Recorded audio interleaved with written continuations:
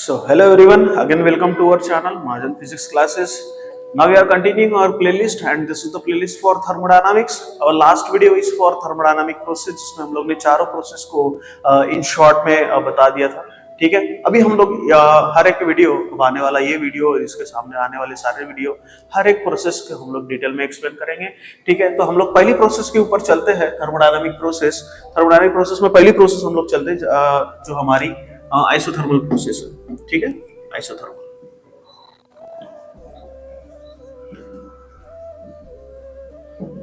Isothermal process. Clear. सो isothermal process एक ऐसी process जहां पे आपका टेम्परेचर कांस्टेंट होता है और प्रेशर एंड वॉल्यूम बदलता है. ठीक है, the process in which the temperature of the system is remain constant and there is pressure and volume is changes. जहां प्रेशर और वॉल्यूम आपका चेंज होता है और जहां टेम्परेचर आपका कांस्टेंट होता है, ऐसे प्रोसेस को हम लोग आइसोथर्मल प्रोसेस कहते हैं. क्लियर. अब आइसोथर्मल प्रोसेस में आपकी जो कुछ इसेंशियल कंडीशंस होंगी, सो that it is essential condition should be it is depending upon the system. Clear. चलिए, तो अगेन हम लोग ये कंटेनर कंसीडर करेंगे. सो ये container it is filled with the ideal gas and is packed with massless frictionless movable piston. ठीक है, सो एक कंटेनर हम लोग ने कंसीडर कर लिया. So that container is filled with the ideal gas. ये कंटेनर हम लोग भर देंगे आइडियल गैस से.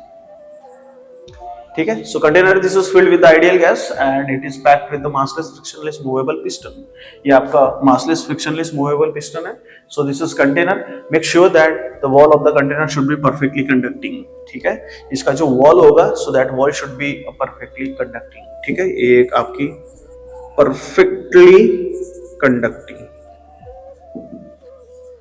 So the wall of the container should be perfectly conducting. Clear. चलिए समझते हैं अभी. ठीक है, तो ये इसका बेसिक कंसेप्ट हो गया कि आपने कंटेनर कंसीडर कर दिया, इसमें गैस फिल कर दी, इसको पैक कर दिया मासलेस फ्रिक्शनलेस मूवेबल पिस्टन से. ठीक है, इसका जो वॉल है, कंटेनर का वॉल है, कंटेनर का wall should be perfectly conducting रखा हम लोग ने. ठीक है, चलिए अब यहाँ से बहुत इंपॉर्टेंट टर्म के बारे में बात करते हैं जो इसेंशियल कंडीशन कहलाएंगे आइसोथर्मल की. ठीक, तो what is the essential condition for isothermal process. Isothermal process का एसेंशियल कंडीशन क्या है? दो एसेंशियल कंडीशन है. पहली आपकी कंडीशन ये होनी चाहिए, the wall of the container should be perfectly conducting. Wall of the container should be perfectly conducting होनी चाहिए. हम लोग एसेंशियल कंडीशन के बारे में इसकी बात कर रहे हैं. So that it can get the sufficient time to exchange the temperature between the system and surrounding. क्यों ऐसा? क्योंकि हम लोग आइसोथर्मल प्रोसेस ले रहे हैं और आइसोथर्मल प्रोसेस में हमारा टेम्परेचर कांस्टेंट होता है. जिस तरह से हम लोग ने टेम्परेचर हम लोग को कांस्टेंट रखना है, तो अगर मैं यहाँ से इसको पिस्टन को ऊपर नीचे करूं, ठीक है, तो या अदरवाइज मैं इसको हीट सप्लाई कर दूं, तो it can get the sufficient time to exchange the temperature between the system and surrounding. then and then condition we can balancing the temperature. otherwise हम लोग इसको ऐसे बोल सकते हैं कि हम लोग उसका टेम्परेचर कांस्टेंट रखेंगे. कांस्टेंट किस ढंग से इसको रखा जाएगा? तो इसकी पहली एसेंशियल कंडीशन हो जाएगी. पहली एसेंशियल कंडीशन इसकी ये हो जाएगी कि भैया आपको ये कंटेनर में अंदर जो सिस्टम के अंदर जो टेम्परेचर है वो टेम्परेचर आपको कांस्टेंट रखना पड़ेगा.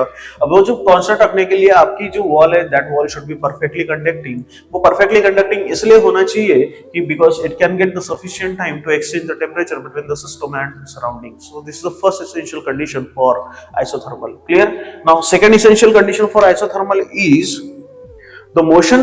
ये जो अपना पिस्टन है, ये पिस्टन का motion, the motion of the piston should be very slow.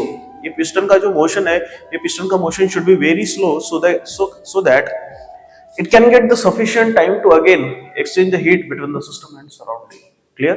So this is the two essential condition for isothermal. Clear. What is the two essential, what is second essential condition for isothermal? कि ये जो हमारा जो motion है piston का, the motion of the piston should be very slow. ये piston का motion बहुत स्लो होना चाहिए. वो इसलिए होना चाहिए क्योंकि ये जो हमारी गैस है, सो इस गैस को एक सफिशिएंट टाइम मिले to exchange the heat between the system and surrounding.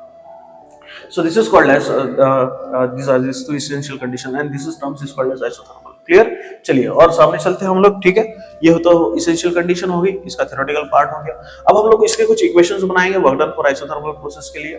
ठीक, तो work done for isothermal process के लिए we have one equation and that equation for ideal gas equation, this is PV is equals to nRT. P is pressure exerted by gas, V is volume occupied by the gas, nRT, N is number of moles, R is universal gas constant and T is your absolute temperature. ठीक, अगर मैं यहाँ इसे P की equation बना लूं तो nRT divided by ये V हो जाएगा. ठीक, क्लियर हो गया। चलिए अगेन, अब यहां से हम लोग अगर फर्स्ट लॉ ऑफ थर्मोडायनामिक्स लगा दे तो फर्स्ट लॉ ऑफ थर्मोडायनामिक्स क्या कहता है कि we are dq is equals to du plus dw। ठीक है, ये हमारी फर्स्ट लॉ ऑफ थर्मोडायनामिक्स की इक्वेशन है। ठीक, अब यहाँ ये du किसके ऊपर डिपेंड करता है, टेम्परेचर के ऊपर। ठीक है, आपका टेम्परेचर ही कांस्टेंट है तो टेम्परेचर कांस्टेंट होने के कारण du कितना हो जाएगा, 0। ठीक है, du 0 हो गया तो बचा आपका dq, so dq is equals to dw। ठीक है, और dw क्या होता है आपका, दिस इज f dx। ठीक है ना, इक्वेशन समझ में आ रही होगी आपको, उम्मीद करता हूं। ठीक है, so dw is equals to f dx। अगर मैं देखूं यहां से pressure, pressure is equals to this is force upon area, so force is equals to pressure area. ठीक है, क्लियर। और ये फोर्स की इक्वेशन मैं यहां रख दूं तो dw मेरा बन के आ जाएगा, so dw is equals to p a dx, और a into dx क्या हो जाता है आपका volume, so dw is equals to p into dv। ठीक, clear. So if I am taking this is small amount of work done या initial work done. ठीक है, अगर मैं यहां से टोटल वर्क डन अगर निकालूं तो टोटल वर्क डन मेरा क्या बनेगा, so my total work done becomes, so again total work done is equals to, या work done for isothermal process is equals to integration of initial work done. Clear, so this is standard process to calculating the final work done.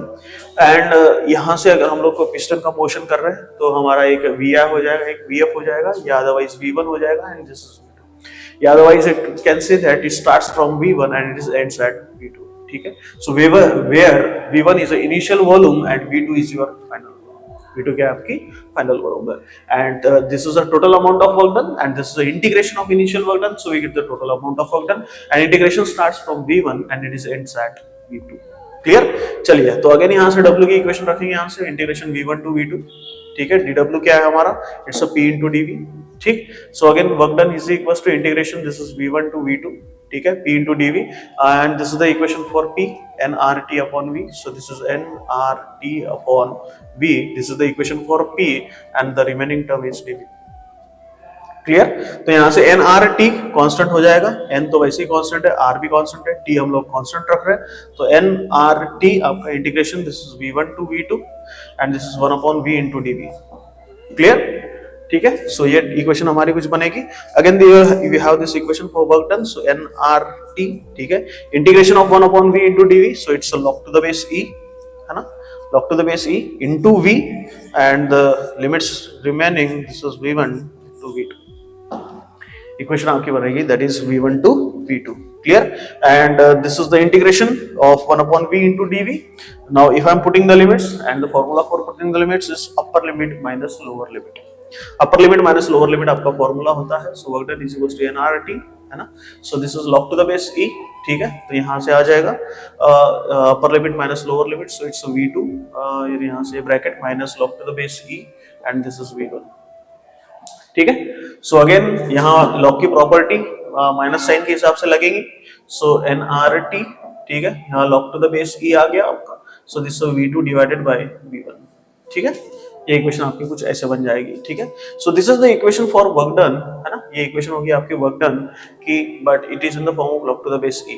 Now if I am taking log to the base e is converted into log to the base 10, so we have using one terms that is 2.303, and this is log to the base 10।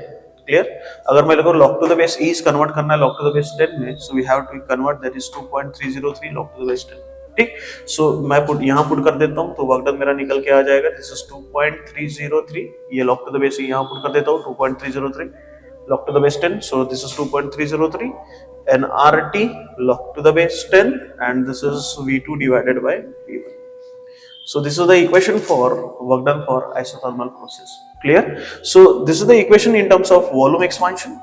ठीक है, volume के terms में है यहाँ पे, volume changes के volume के terms के है। अगर हम लोग प्रेशर के टर्म्स में ले ले, और प्रेशर देखिए यहाँ से प्रेशर और volume are inversely proportional, so due to this one, so work done is equal to 2.303, this is nRT log to the base 10।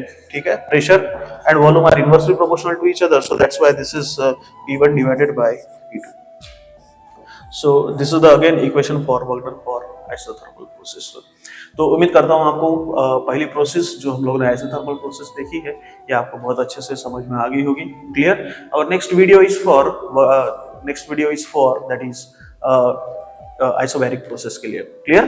चलिए, तो ये आपका वर्क डन हो गया। वर्क डन हम लोग यहाँ भी रख सकते हैं, तो आपका dq का इक्वेशन भी बन सकता है यहाँ से, ठीक है, क्योंकि dq is equal to dw है, तो आप यहाँ से ये इक्वेशन रख देंगे तो dq का भी इक्वेशन आपको वही मिल जाएगा। क्लियर? सो उम्मीद करता हूँ आपको ये पूरा का पूरा प्रोसेस समझ में आ गया होगा। ओके, तो stay tune with us again. Thank you to watching our channel. Thank you so much.